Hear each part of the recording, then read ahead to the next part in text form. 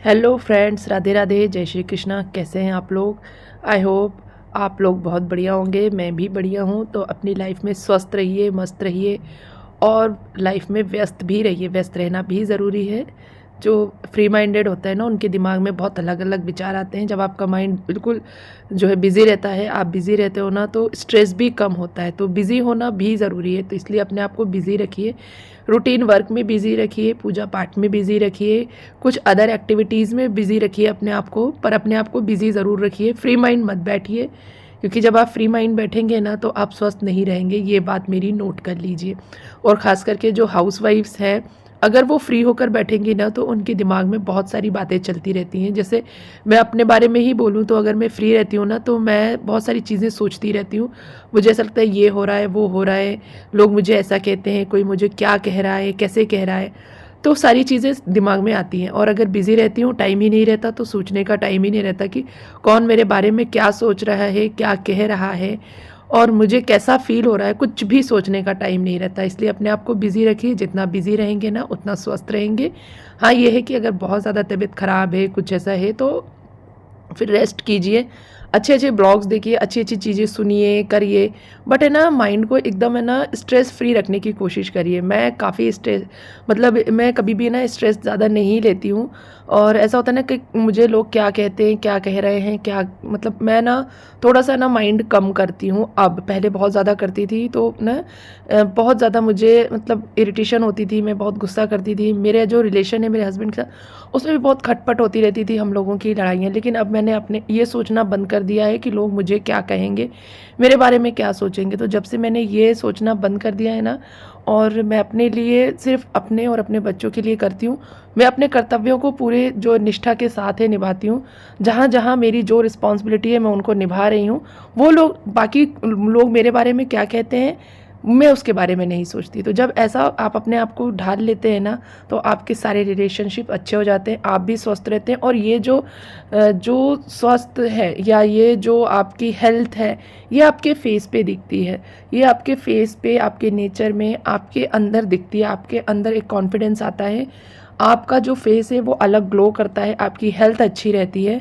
तो कोई क्या आपके बारे में सोच रहा है ना, इस बारे में सोचना बंद कर दीजिए। और बस आप अपने बारे में सोचिए, अपने काम को कीजिए, अपने कर्तव्यों से बिल्कुल पीछे मत हटिए। जो भी आपकी रिस्पॉन्सिबिलिटी है, उनको पूरा कीजिए। तो आज ये मंगलवार का ब्लॉग है। मंगलवार को मैंने डिसाइड किया था कि मुझे आज सुंदरकांड करना है। तो मैं जल्दी से सुबह उठी, मैंने फटाफट से डस्टिंग करी, नहा लिया। अप्रॉक्सीमेटली मैंने 9 o'clock तक शायद नहा डस्टिंग वगैरह करके 8:30 9 o'clock पर मैं नहा करके आ गई थी किचन में। मैंने दूध गर्म किया, जैसा आपने देखा अभी थोड़ी देर पहले। मैंने कान्हा जी का दूध, कान्हा जी को भोग लगाया, और चाय कॉफ़ी ऊपर देकर आई। बच्चों का दूध था क्या, वो मैंने ऊपर दे के आ गई थी। और नीचे बस मैं खाने की तैयारी करने लगी थी। अभी मैं पूजा नहीं करूँगी, क्योंकि मुझे सुंदरकांड करना है। तो जब मैं सुंदरकांड करती हूँ ना, तो नीचे का पूरा काम कंप्लीट करने के बाद ही ऊपर पूजा करने जाती हूँ। मुझे पता है बहुत लेट हो जाता है, पर क्या करूँ। अगर नीचे का काम छोड़ दूँगी, खाने का काम छोड़ करके मैं ऊपर सुंदरकांड करने बैठ जाऊँगी, तो आप जानते हैं सुंदरकांड करने में आपको 1 से 1.5 घंटे का टाइम लगना है। पूजा करने में मुझे half an hour to 45 minutes लगेंगे, यानी कुल मिलाकर के 2-2.5 घंटे। और 2-2.5 घंटे निकालना बहुत मुश्किल होता है। 2-2.5 घंटे बाद में नीचे किचन में आऊँगी पूजा करके, तो बच्चे भूखे हो जाएंगे, सब लोगों को भूख लग जाएगी, और फिर मुझसे जल्दी जल्दी हपड़ दबड़ में काम नहीं होता है।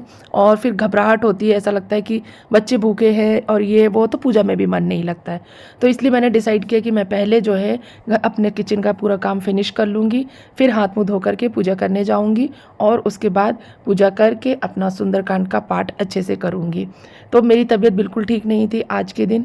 और मंडे के दिन एकादशी का जो व्रत था मेरा, निर्जला एकादशी का, उसके बाद ट्यूसडे को हालत बहुत ख़राब हो गई थी।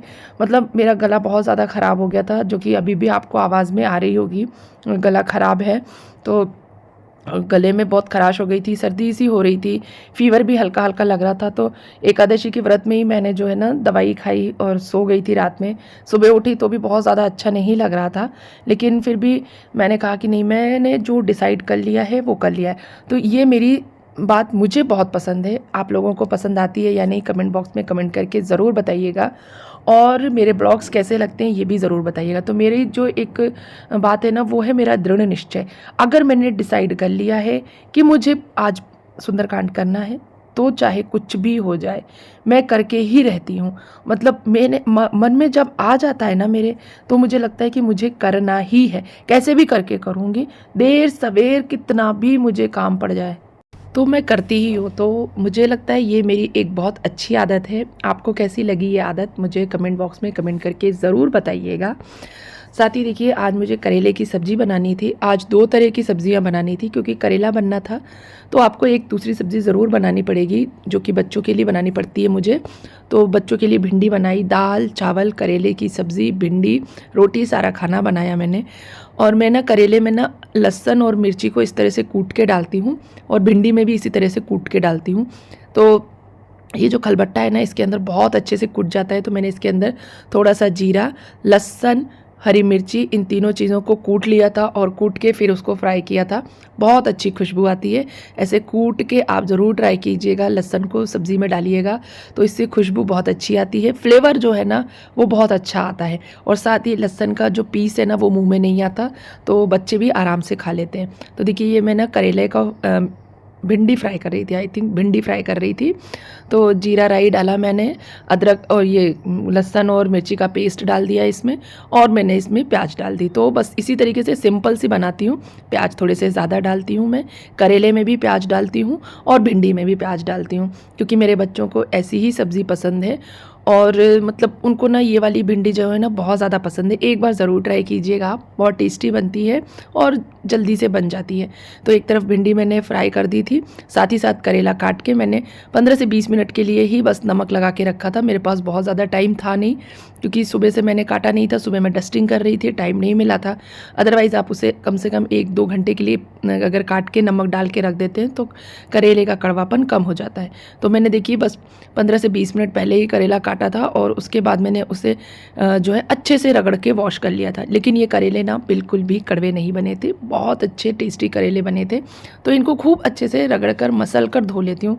हाँ, मुझे पता है कि इससे जितना भी उसका पौष्टिक है वो निकल जाता है, काफ़ी मतलब वो हो जाता है।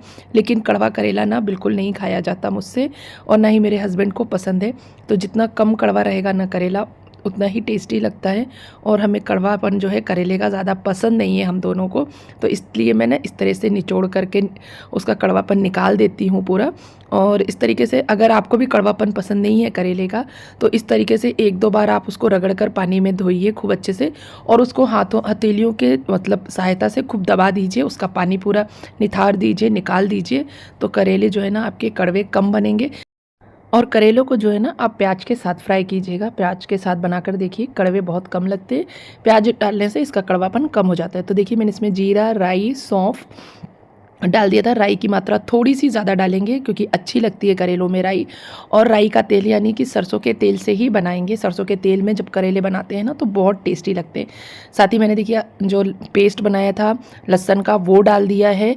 और उसके बाद में हरी मिर्ची डाल दूँगी। हरी मिर्ची मैं थोड़ी लंबी लंबी सी डालूँगी, और ज़्यादा बारीक करके नहीं डालूँगी, क्योंकि मुझे लंबी लंबी हरी मिर्च जो है ना मेरे को मतलब करेले में पसंद है। तो मिर्ची आप अपने हिसाब से डाल सकते हैं, चाहे जैसे डालें। बस प्याज को आपको इसमें डालना है। प्याज डालेंगे ना तो कड़वापन कम लगेगा। साथ ही देखिए, मैंने भिंडी भी फ्राई कर दी थी। और प्याज को आपको ना बहुत ज़्यादा नहीं भूनना है, ना ही मतलब भिंडी में और ना ही करेले में, क्योंकि ये सब्जी के साथ साथ है ना भुन जाती है। जैसे जैसे हमारी भिंडी भुंजेगी वैसे वैसे प्याज भी भुन जाएगा, और जैसे जैसे हमारे करेले पकेंगे ना वैसे ही हमारा प्याज भी जो है ना अच्छे से गोल्डन ब्राउन हो जाएगा। अगर हम प्याज को पहले ही गोल्डन ब्राउन कर देंगे तो जब हम सब्जियों को भूनेंगे, उनको क्रिस्पी करेंगे ना, तो प्याज जो है वो जल जाएगी, ओवर कुक हो जाएगी। तो इसलिए जब भी आपको इस तरह की सब्ज़ी बनानी हो, उसमें प्याज डालना हो, तो प्याज को हल्का सा बस ट्रांसपेरेंट होने तक यानी 2 से 3 मिनट चलाइए, और उसके बाद जो है अपनी सब्ज़ी ऐड कर दीजिए। जब भी आप भुंजिया बनाते हैं किसी चीज़ की प्याज के साथ, तो इसी तरीके से बनाइए, तो बहुत अच्छी बनती है। और प्याज भी जो है ओवर कुक नहीं होते हैं, और मतलब उसमें ना जला हुआ सा फ्लेवर नहीं आता है, ज़्यादा डार्क नहीं होते हैं। तो देखिए, मैंने बस भिंडी को पीछे शिफ्ट किया, करेले आगे पक रहे थे, भिंडी भी पक रही थी। अभी दोनों सब्जियों को पकने में काफ़ी टाइम था। तब तक मैंने सोचा दाल फ्राई कर लेती हूँ। दाल फ्राई करूँगी 5 से 6 मिनट दाल फ्राई करने में लगेंगे। उसके बाद चावल भी रख दूँगी और रोटियां भी बना लूँगी, क्योंकि सारे काम इकट्ठे करके फ्री होकर के ही मैं पूजा करने जाऊँगी। भले चाहे थोड़ा सा लेट हो जाए, लेकिन सारे काम से निपट करके पूजा करने बैठूँगी तो आराम से 2-2.5 घंटे तक पूजा करूँगी। मैं अभी एक महाराज जी का जो मतलब प्रवचन सुन रही थी, उनका कहना था कि गृहस्थ आश्रम में पूजा को लेकर के ना बहुत ज़्यादा हट नहीं करना चाहिए, जितना आपको समय मिले उतना करना चाहिए। बिल्कुल सही कहा था उन्होंने, मैं भी यही करती हूँ। बट हाँ, कभी कभी अपने मन में दृढ़ निश्चय कर लेती हूँ। मेरे हस्बैंड कह रहे थे तबीयत ठीक नहीं है, तुम्हें अच्छा नहीं लग रहा है और बीमार हो, क्योंकि मेरी आवाज़ से भी ऐसा लग रहा था और मेरी सांस भी काफ़ी चल रही थी। तो उन्होंने बोला कि जब तबीयत ठीक नहीं है तो क्यों तुम्हें सुंदरकांड करना है, बाद में कर लेना। तो मैंने उनसे सिर्फ एक ही चीज़ कही, क्यों मैंने आपके लिए खाना बनाया, सबके लिए खाना बनाया है और घर के पूरे काम किए हैं। जब मैं पूरे घर के काम कर सकती हूँ और खाना बना सकती हूँ, प्रॉपर सारी चीज़ें कर रही हूँ, तो फिर मुझे पूजा करने में क्या प्रॉब्लम होनी चाहिए। क्योंकि अगर आप हट नहीं करेंगे ना, आप ज़िद नहीं करेंगे ना, तो चीज़ें हो नहीं पाती हैं। मैंने ऐसा अब मेरे साथ तो ऐसे ही होता है कि अगर मैं ज़िद करके ना करूँ ना, तो मेरे लिए तो पॉसिबल ही नहीं होता। तो मैं अपने मतलब माइंड में सेट कर लेती हूँ, मुझे करना ही है, चाहे जो हो जाए, तभी मैं कर पाती हूँ। अदरवाइज़ जो है ना कहीं कोई ना कोई कारण आ जाता है और कोई ना कोई रीज़न आ जाता है मेरा नहीं कर पाने का। तो सुंदरकांड करना मुझे बहुत अच्छा लगता है और अब तो मुझे मतलब हैबिट हो गई है। मैं महीने में 3 से 4 बार सुंदरकांड कर ही लेती हूँ, तो मुझे ना लगभग याद सा हो गया है, तो बहुत ज़्यादा टाइम नहीं लगता है। लेकिन फिर भी 1 से 1.5 घंटा सब कुछ करते कराते लग ही जाता है और पूरी पूजा करने में 2 घंटे का समय लगना ही था। तो ठीक है, थोड़ी देर से करूँगी, थोड़ा सा देर हो जाएगी, खाना देर से खाऊँगी, मैं इन सब चीज़ों को अवॉइड कर देती हूँ। मुझे जो करना है मैं वो करूँगी। तो मेरी देखिए दोनों सब्जियां पक रही थी, एक दोनों चूल्हों पर दाल फ्राई हो चुकी थी, रोटियां भी बनाने लगी थी। मैंने कहा फटाफट से रोटियां भी बना देती हूँ ताकि पूरा खाना बना रहे। बच्चों को भूख लगेगी तो बच्चे अपने आप लेके खा लेंगे। बड़ी बेटी अब मेरी खाना निकाल लेती है, वैसे लगा लेती है अपनी थाली, या फिर इनके पापा को बोल दूंगी तो इनके पापा लगा देंगे थाली, थोड़ी हेल्प कर देंगे बेटी की। बेटी लगा लेती है, क्योंकि मैंने इन लोगों को बोल दिया था कि मैं सुंदरकांड करूंगी, अगर आप लोगों को खाना खाना है तो आप लोग खुद से निकाल के खा लीजिएगा, मैं थाली लगाने नहीं आऊँगी और मुझे कोई डिस्टर्ब भी मत करना। तो मुझे ऐसा लगता है कि जब सुंदरकांड कर रहे हैं तो बीच में बोलना भी नहीं चाहिए। और देखिए मेरी रोटियाँ कितनी फूली फूली बन रही हैं। और ये रोटियाँ ना, सच बता रही हूँ आपको, आप सुबह की रोटी शाम को खा के देखिए, आपको पता ही नहीं चलेगा कि रोटियाँ ताज़ी हैं या सुबह की हैं। तो बहुत अच्छी और फूली फूली सी रोटियां बनाती हूँ मैं, बहुत सॉफ्ट रहती हैं मेरी रोटियां और मतलब फेमस हैं मेरी रोटियां। मैं ना जब बचपन से ही ये कहूँ, जब से मैंने रोटियां बनाना स्टार्ट किया है तब से मेरी रोटियां जो है ना बहुत अच्छी बनती हैं। और मुझे ना रोटी बनाने में ना मज़ा तभी आता है जब सारी रोटियां एकदम फूल करके अपने आप फूट जाती हैं या फिर एकदम मतलब बॉल जैसी फूल जाती हैं। तो देखिए मैंने इसमें सारे ड्राई मसाले डाल दिए थे। नमक भी मैं जो है लास्ट में ही डालती हूँ।